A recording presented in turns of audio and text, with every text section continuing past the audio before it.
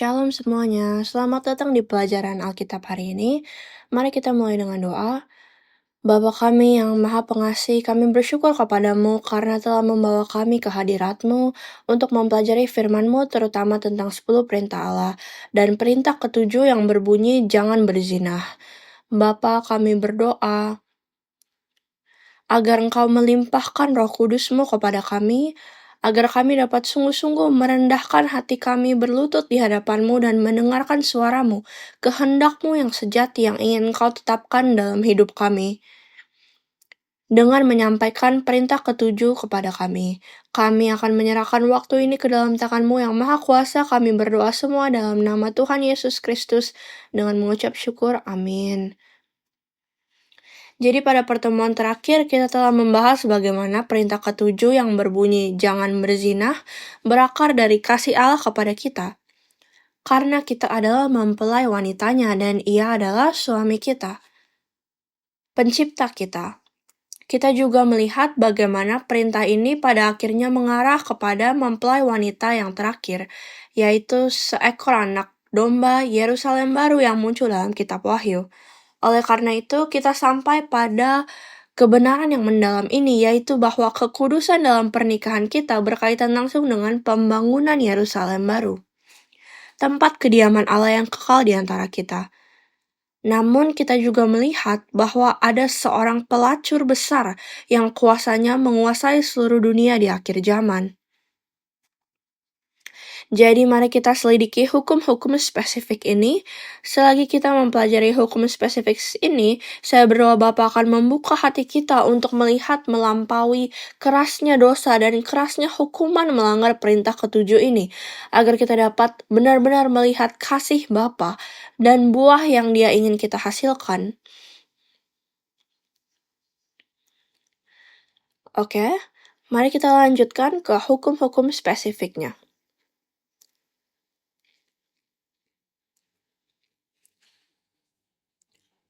Hukum-hukum spesifik yang akan kita lihat berasal dari perintah ketujuh. Dan perintah ketujuh muncul di dua tempat. Pertama di Keluaran dan satunya di Ulangan. Jadi pertama di Keluaran pasal 20 ayat 14 adalah tempat perintah ketujuh muncul. Dan juga kedua di Ulangan pasal 5 ayat 18. Perintah tunggal ini diperluas dan dijelaskan dalam Keluaran pasal 22 ayat 16-17. Dan ayat 19, dan juga di Ulangan pasal 22 ayat 9 sampai pasal 23 ayat 18. Allah memberikan berbagai hukum spesifik terhadap perzinahan untuk menjaga kesucian keluarga dan pernikahan. Jadi kita akan membahas hukum-hukum spesifiknya hari ini. Ada total 8 hukum. Dan definisinya sendiri terdengar sangat tidak menyenangkan. Dan ini adalah sesuatu yang orang-orang ingin hindari, tidak mau bahas ini. Hanya mau langsung ke kesimpulannya dan tidak mau melihat hukum spesifik ini. Namun, pendeta pendiri kita, pendeta Abraham Park, sungguh bersusah payah mempelajari semua ayat Alkitab dan memilih ayat-ayat ini agar kita dapat benar-benar memahami arti penuh dari perintah ketujuh. Jadi saya pikir ada baiknya kita membahas hukum-hukum spesifiknya secara mendetail satu persatu ya. Kita mungkin tidak bisa membahas ke-8 hukum tersebut hari ini, tetapi kita akan melanjutkannya lagi di 1 jam berikutnya. Oke, jadi pertama adalah larangan incest. Oke, jadi incest adalah pernikahan dalam keluarga. Menurut hukum, jika seorang pria menikahi seorang wanita dan ibunya, ketiganya harus dibakar hidup-hidup. Oke? Jadi hukum ini sangat melarang hubungan dengan ibu seseorang, ibu tiri, saudara perempuan, atau saudara tiri perempuan, seayah seibu, atau cucu perempuan, atau saudara tiri perempuan, bibi, atau istri paman. Ini sangat tidak nyaman kan? Menantu perempuan, istri saudara laki-laki, dan ibu mertua. Oke? Dan juga bagi seorang wanita maupun anak perempuan atau cucu perempuannya. Hukuman bagi yang melanggar hukum ini adalah dibakar sampai mati atau dirajam sampai mati. Jadi hukumannya adalah mati. Tidak hanya itu, hukum ini juga mengutuk siapapun yang melakukan hubungan seksual dengan binatang. Dan juga, jika seorang pria melakukan hubungan seksual dengan pria lain, seperti dengan wanita, kedua pria itu juga harus dihukum mati. Lalu, jika seorang pria melakukan hubungan dengan seorang wanita selama masa menstruasinya, baik pria maupun wanita itu harus disingkirkan dari orang-orang, dari masyarakat. Jadi kita bisa melihat betapa detailnya campur tangan Tuhan dalam kehidupan kita, agar kita bisa dikuduskan. Karena kita adalah fondasi dari kerajaan Allah. Hukum-hukum ini sebenarnya membuktikan fakta bahwa tindakan seksual yang tidak pantas ini memang sudah dilakukan pada saat itu, pada zaman itu. Jadi perbuatan-perbuatan keji ini sebenarnya sudah menyebar di seluruh tanah Kanaan pada zaman itu, dan Allah memberikan hukum ini sebelum mereka masuk ke tanah Kanaan. Dengan kata lain, Allah menetapkan hukum-hukum ini kepada umatnya agar mereka dapat hidup bahagia dan sejahtera di tanah perjanjian. Namun pada saat yang sama, Dia memberikan mereka peringatan tentang gambaran dari kerusakan yang sedang memuncak di antara penduduk Kanaan pada masa itu. Apakah Allah memerintahkan bangsa Israel untuk memiliki kesadaran akan kekudusan kita dan menjaganya dengan tidak kawin campur dengan orang Kanaan?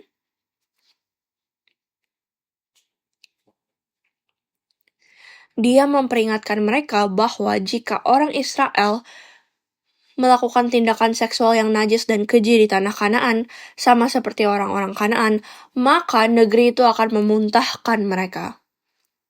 Sebagaimana telah memuntahkan bangsa-bangsa yang telah mendiami negeri itu sebelum mereka.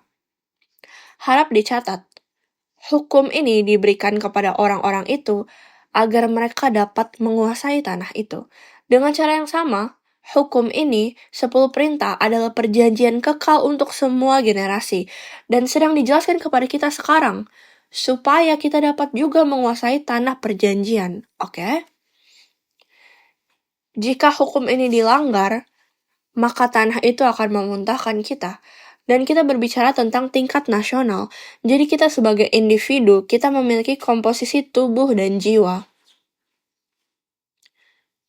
Jadi perzinahan fisik dan rohani pada akhirnya akan membuat kita dimuntahkan dari tanah yang harusnya kita miliki, baik secara fisik maupun rohani. Oke, mari kita lihat Imamat pasal 18 ayat 24-30. Dikatakan, janganlah kamu menajiskan dirimu dengan semuanya itu, sebab dengan semuanya itu bangsa-bangsa yang akan kuhalaukan dari depanmu telah menjadi najis. Jadi Allah memberitahu mereka, beginilah bangsa-bangsa sebelum mereka dihancurkan di tanah yang mereka kuasai. Ayat 25, negeri itu telah menjadi najis dan aku telah membalaskan kesalahannya kepadanya sehingga negeri itu memuntahkan penduduknya.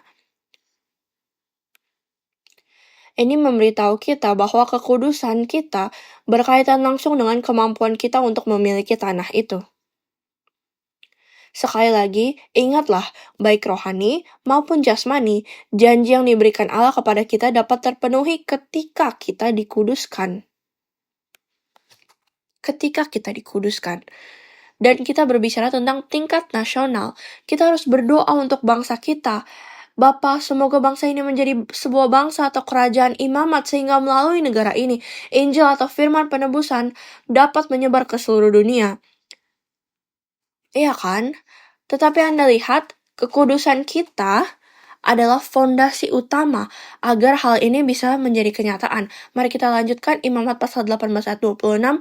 Tetapi kamu ini, jadi ini sedang berbicara ke kita kan, pemegang perjanjian dengan Allah. Kamu ini haruslah tetap berpegang pada ketetapanku dan peraturanku dan jangan melakukan sesuatu pun dari segala kekejian itu, baik orang Israel asli maupun orang asing yang tinggal di tengah-tengahmu. Jadi tolong ingat bahwa ini datang dari Allah yang menyatakan dirinya sebagai suami kita.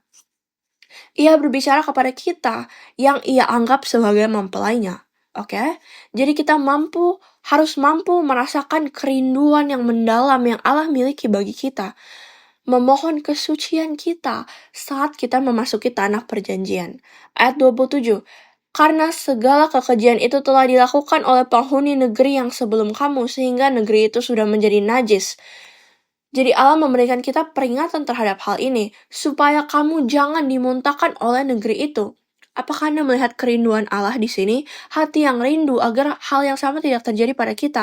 Dan Allah berfirman, apabila kamu menajiskannya, seperti telah dimuntahkannya bangsa yang sebelum kamu, ayat 29, karena setiap orang yang melakukan sesuatu pun dari segala kekejian itu, orang itu harus dilenyapkan dari tengah-tengah bangsanya.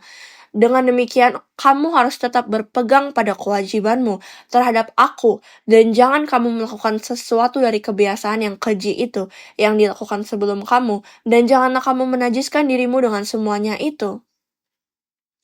Mengapa? Karena akulah Tuhan Allahmu. Akulah suami sejatimu, penciptamu, dan engkaulah pengantinku. Jadi tolong tetaplah murni dan kudus untuk pekerjaan besar yang akan kita lakukan bersama. Dan saat Anda menerima hukum-hukum spesifik lainnya, Anda akan menyadari hal yang sama, bahwa sedang terjadi hal-hal yang ini sedang terjadi di kehidupan kita sekarang. Oke, dan itulah mengapa kita semakin perlu berpegang teguh pada hukum yang telah diberikan Allah kepada kita melalui 10 perintah Allah. Jadi mari kita lanjutkan ke hukum spesifik yang kedua, yaitu pemeliharaan kemurnian pernikahan dan kesucian, dan bagaimana Allah melakukannya. Jadi Anda melihat hukum-hukum spesifik tertentu yang melindungi seorang perempuan dari seorang laki-laki yang menikahinya, dan kemudian menuduhnya tidak perawan, hanya untuk mencapakannya karena dia sudah tidak lagi menyukai wanita itu. Jadi, jika seorang pria menikahi seorang perawan dan melakukan hubungan dengannya dan kemudian menuduhnya secara salah dengan perbuatan memalukan, oh dia dia bukan lagi perawan karena dia tidak perawan ketika saya menikahinya. Karena pria itu membencinya. Orang tua wanita itu harus menunjukkan bukti keperawanannya. Dan itu adalah pakaian yang dibentangkan di tempat tidur pada malam pertama pernikahan untuk membuktikan keperawanannya. Dan kemudian bukti itu akan disampaikan kepada para tua-tua kota. Jika wanita itu terbukti perawan, maka para tua-tua itu harus menghukum pria yang telah menuduh istrinya secara salah dengan perbuatan memalukan. Dan dia didenda 100 shikal perak dan itu diberikan kepada ayah dari istrinya. Dan juga pria itu tidak dapat menceraikan selama hidupnya. Namun jika pengantin wanita yang baru menikah tidak dapat menunjukkan bukti keperawanannya, maka para tua-tua harus membawa wanita itu ke rumah ayahnya dan orang-orang kota harus melempari dia dengan batu sampai mati. Hal ini terjadi karena ia telah berbuat jahat di mata Israel dan berzina di rumah ayahnya. Demikianlah ia akan diadili. Jadi Allah memelihara kemurnian iman ini dalam pernikahan mereka untuk menegakkan ketertiban dalam keluarga, masyarakat, dan seluruh bangsa. Jadi orang itu harus membayar 100 shekel perak. Jadi saya mencari tahu berapa itu jumlahnya jika dihitung dengan mata uang sekarang. Saya ingat Yudas Iskariot menjual Yesus dengan 30 keping perak kan. Itu setara dengan upah selama sekitar 4 bulan kerja. Jadi upah selama 4 bulan itu sekitar 12.000 sampai 15.000 US dollar. Jadi itu 30 shekel perak kan. Jika 100 shekel perak, maka itu akan menjadi sekitar 40.000 US dollar. Denda. Dan dia tidak bisa menceraikannya dan harus menikahinya seumur hidup. Jadi itu jumlah yang banyak. Jadi apakah Anda sudah bisa melihat betapa detailnya Allah dalam hal menaati perintah ke-7? Mari kita lanjutkan. Hukum spesifik ketiga adalah pencegahan kejahatan seksual. Jadi jika seseorang pria berzinah dengan seorang wanita yang sudah menikah, baik pria maupun wanita itu dihukum mati. Jika seorang pria bertemu dengan seorang perawan yang telah bertunangan di kota dan berhubungan dengannya, maka baik pria maupun wanita itu dibawa ke gerbang kota keluar dan mereka dirajam sampai mati. Lalu, jika seorang pria memperkosa seorang wanita yang telah bertunangan, hanya pria itu yang akan dihukum mati.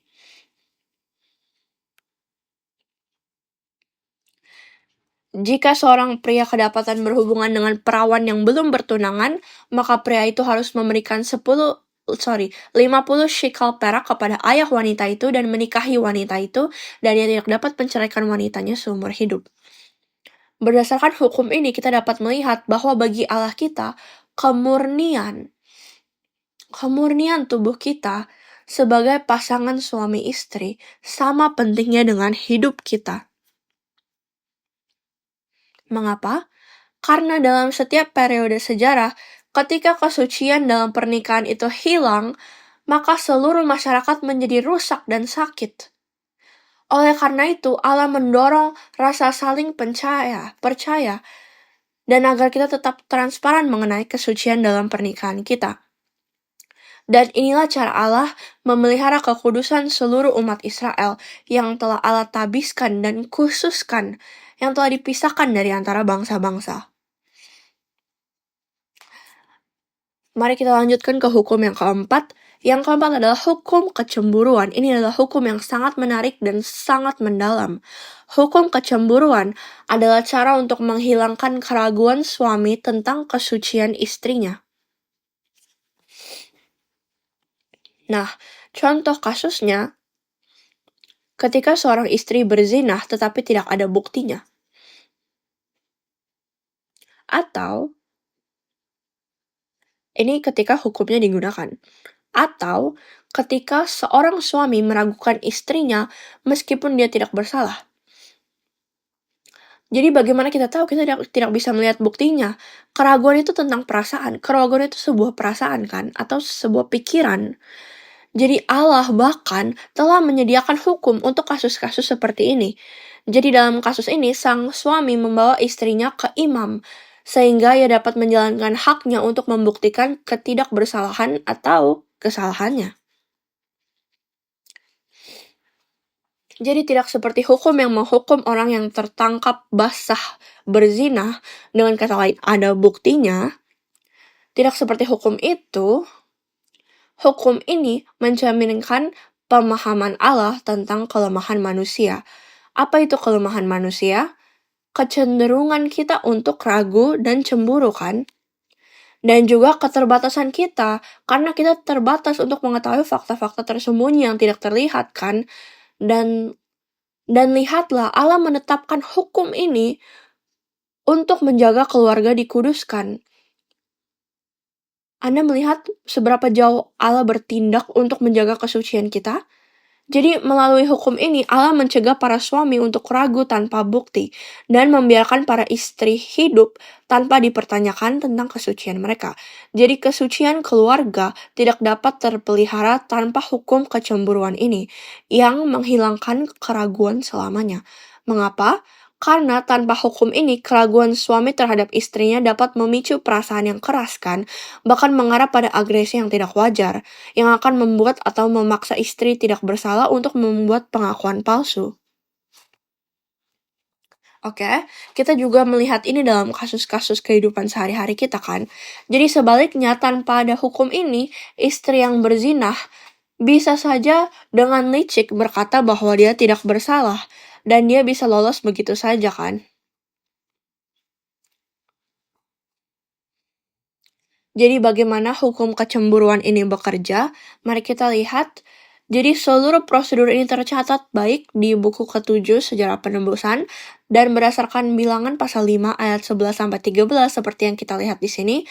Oke, jadi yang pertama adalah yang terjadi adalah imam mengambil wanita itu dan menyuruhnya berdiri di hadapan Tuhan. Jadi ini seperti pengadilan. Dan kemudian imam akan mengambil air suci di dalam bejana. Dan dia akan mengambil debu dari lantai kemah suci dan memasukkannya ke dalam air itu. Dan sekarang debu ini di sini adalah pengingat akan kesedihan dan kematian. Dan kemudian wanita itu menguraikan rambutnya dan meletakkan di tangannya korban peringatan. Jadi ini adalah korban sajian cemburuan. Di sini menguraikan rambut merupakan ekspresi ketidaklayakan. kesedihan yang amat dalam, dan keputusasaan seorang wanita. Lalu imam memegang di tangannya air pahit itu dan mendatangkan kutukan. Jadi air pahit itu tidak berbicara, dia hanya pahit, tetapi ini tentang dampak pahit dari kutukan itu dan penghakiman yang akan menimpa orang-orang berdosa. Lalu imam itu akan menyuruh perempuan itu bersumpah. Kemudian imam menulis kutukan itu di dalam sebuah gulungan dan ia membersihkannya dengan air pahit itu. Lalu yang terjadi adalah imam mengambil korban sajian cemburuan dari tangan perempuan itu.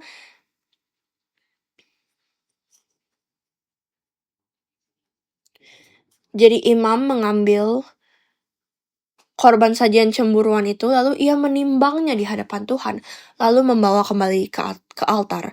Jadi kemudian imam mengambil segenggam dari korban sajian itu sebagai peringatan dan membakarnya di atas altar. Jadi korban itu sampai ke atas, ke takhta Allah. Jadi Allah siap untuk menghakimi. Jadi setelah ini imam menyuruh perempuan itu meminum air pahit yang mendatangkan kutukan. Sekarang mereka lalu menunggu hasil dari meminum air pahit kutukan itu. Dan inilah yang akan menjadi keputusannya. Jika Allah berkata dia bersalah, jika Allah berkata ia tidak bersalah, maka dia akan terbebas dari kutukan dan dia akan dapat mengandung. Tetapi jika dia bersalah, maka rahimnya akan membengkak dan pahanya akan mengecil. Dan dia akan menjadi kutukan bagi rakyatnya. Pembengkakan rahim mengacu pada keguguran dengan penumpukan cairan di perut atau edema yang parah sampai penumpukan cairan di tubuh. Di sini kata paha merupakan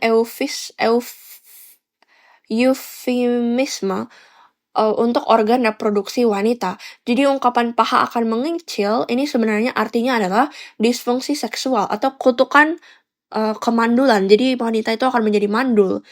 Jadi jika kesucian istri terbukti, kutukan itu tidak akan kembali kepada suaminya yang meragukannya. Oke? Jadi ini untuk memastikan kebenaran terungkap. Jadi jika istri tidak bersalah, kutukan itu tidak akan menimpa suami. Allah berfirman dalam Bilangan pasal 5 ayat 31. Laki-laki itu akan bebas daripada salah. Kenapa? Ini adalah bagian penting. Ini karena suaminya telah mempercayakan semua masalahnya kepada hukum Allah. Pada akhirnya untuk mengejar kemurnian dan kedamaian dalam keluarga. Jadi niat suami itu baik di mata Allah. Jadi implikasi ini sangat penting karena dua alasan. Pertama alasannya, ini mengajarkan kita bagaimana kita harus mengejar masalah dalam semua aspek hubungan. Oke? Bahwa kita harus menyerahkan semua masalah kita kepada Allah. Bahkan untuk area-area yang tidak terlihat atau tidak terucapkan dalam masalah kita. Kedua, setiap kali tujuan utama kita adalah mengejar kemurnian dan kedamaian dalam keluarga dan masyarakat kita, Allah menjawab. Dan dia memberikan penghakimannya dengan cara yang begitu pasti. Jadi kita tidak perlu khawatir tentang apapun. Betapa indahnya ini kan? Jadi hukum kecemburuan, melalui hukum ini Allah menunjukkan beberapa hal. Pertama, Allah menjaga kemurnian keluarga dengan mencegah keraguan yang samar yang dapat menghancurkan keluarga. Dan kedua, tidak seperti para hakim di dunia ini, Allah dapat menyingkapkan dosa bahkan ketika tidak ada buktinya dan memberikan penghakiman atasnya dengan cara yang tidak dapat dilakukan oleh manusia dimanapun. Jadi marilah kita percaya kepada Allah kita. Semua kejahatan yang tersembunyi telah disingkapkan dan tidak ada yang dapat luput dari pandangan Allah kita yang adil. Itulah yang diajarkan hukum kecemburuan ini kepada kita. Dan ketiga, Allah menangani perzinahan dengan sangat tegas agar tempat kediamannya di antara kita dapat mempertahankan kemurnian yang mutlak. Jadi kita akan berhenti sejenak. Kita akan lanjutkan 1 jam lagi. Selanjutnya kita akan melihat bagaimana hukum-hukum spesifik ini berkaitan dengan pakaian yang disucikan. Karena mempelai wanita harus mengenakan pakaian pernikahan yang pantas kan. Jadi kita akan melihat bagaimana semua hukum spesifik ini akan mempersiapkan kita untuk berpakaian atau berjubah dengan benar. Agar kita dapat menjadi mempelai wanita sejati Yesus Kristus pada waktunya. Oke, jadi mari kita berdoa. Bapa, terima kasih banyak Bapa telah memanggil kami di dalam firman dan memberikan perjanjian-Mu kepada kami melalui 10 perintah Allah. Bapa, kami tahu bahwa dengan kekuatan manusia kami tidak dapat menaati perintah ke-7 jangan berzinah. Karena kami tahu bahwa itu bukan hanya pelanggaran fisik, tetapi juga pelanggaran rohani. Karena Yesus berkata, bahkan pikiran yang terlintas di benak kami pun bisa menjadi bagian dari perzinahan. Jadi Bapa, kami serahkan semua masalah kami, semua kelemahan kami ke dalam tangan-Mu yang kuat. Terima kasih telah meyakinkan kami hari ini bahwa melalui pelajaran Alkitab ini bahwa Engkau adalah Allah yang bahkan dapat menghakimi hal-hal yang tidak terlihat dan tidak terucapkan. Dan bahkan Engkau sanggup menyingkapkan hal-hal yang tidak terlihat dan memperbaiki masalah yang mungkin kami miliki. Jadi tolong Bapa, tolong kami dalam apapun masalah kami atau beban hubungan yang mungkin kami miliki. Bantulah kami untuk benar-benar melaporkan semuanya kepadamu secara rinci dengan menyerahkan kepercayaan kami kepadamu bahwa Engkau sanggup menyelesaikan segalanya dan meluruskan segalanya, agar kami dapat menjaga kekudusan dan kedamaian dalam pernikahan dan keluarga kami, di gereja kami, di tempat kerja kami, dan pada akhirnya untuk bangsa kami. Terima kasih banyak Bapa, kami berdoa semua ini hanya dalam nama Tuhan kami Yesus Kristus. Amin.